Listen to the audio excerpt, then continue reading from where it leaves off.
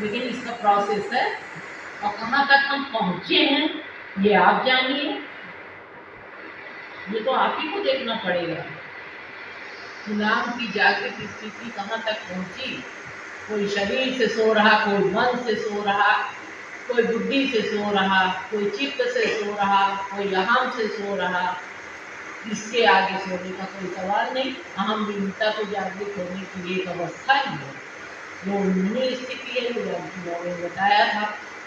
इसलिए शरीर से सोना, शरीर से सोने का मतलब रात हुई सो गए, सुबह हुई उठ गए, शरीर उठ गया, अपना फिर काम करने लगे, फिर रात हुई फिर सोए, फिर सवेरा हुआ। ऐसे ही सोते जागते बहुत पुराना बाबा गुरु का पद है कि बीती रात दिवस फिर आया, दिन बीता फिर आई रात, सदा यही क्रम चलता रहता, नित्य शाम है नित्य प्रभात, कभी ग्रीष्म है कभी शिशिर है, कभी बसंत कभी बरसात, इसी चक्र में बद्ध जीव को नचा रही है आशावाद। यही चक्र चल रहा है, आपकी जिंदगी बीती जा रही है।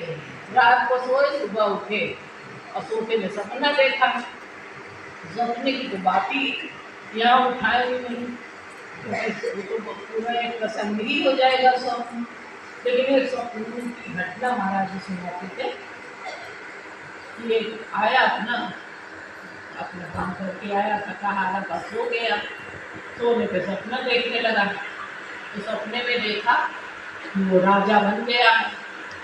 अब देखा चारों तरफ, सपना है आप लोग भी सुनिए। राजा जो है मखमल के गद्दे पे लेटा हुआ है, चारों तरफ उसके सब सामान रखा हुआ है, सोने चांदी के गिलास और जग रखे हुए हैं, 4-6 उसके नौकर इधर उधर सब टहल रहे हैं कि अगर राजा ने कुछ बुलाया या कोई बात कही तो जाके तुरंत उनकी बात मानेंगे। कोई भोजन लेके दौड़ रहा, कोई पानी लेके दौड़ रहा। राजा का क्या कहना, राजा बिल्कुल फिट। फिर उसके बाद भोजन जब कर चुके तो राजा ने ऐसे कहा पान, राजा थे ना, तो कहा पान ले आओ भाई। जैसे ही राजा ने कहा पान तो मंत्री ने कहा पान, तो राजा जैसे ही पान खोटे तो मंत्री सोचे पान खाने के बाद जो क्या करना है। मंत्री जी बोले पान कहाँ, तब सभी सभासद बोल उठे पीकदान कहाँ, पीकदान कहाँ। अरे पान खाओगे तो थूकोगे, उनके मुँह में थूक दे हो, राम नाम जमा करे उसके मुँह में थूक दे हो। वो भी बहुत पहले पुरानी चीजें उसको बिल्कुल कहना जरूरी कि वो सुख का मुफ्त ना हो जाए, तो इस वजह से आप पीकदान भी आ गया। अब राजा बढ़िया पान खा रहे हैं, लेते हैं, थूक रहे हैं। फिर थोड़ी थोड़ी देर से उनका आप सब लोग जाओ विश्राम करेंगे। राजा लेट गए और मंत्री भी चले गए, एक आध दरवाजे पर खड़ा रहा, सोने लगे। सपने में मौन ईशा में सोते सोते उनको बिल्कुल जब निद्रा आ गई, सपने में सो रहे हैं, सोने में सो गए, और सोने में जब उनको हल्की सी ठंड लगी, फिर ठंड लगने के बाद थोड़ा कांपने लगे।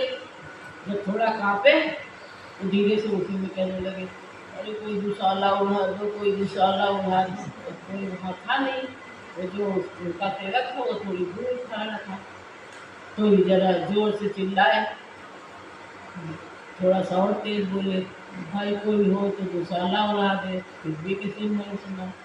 तब राजा जोर चिल्लाए अबे दुशाला।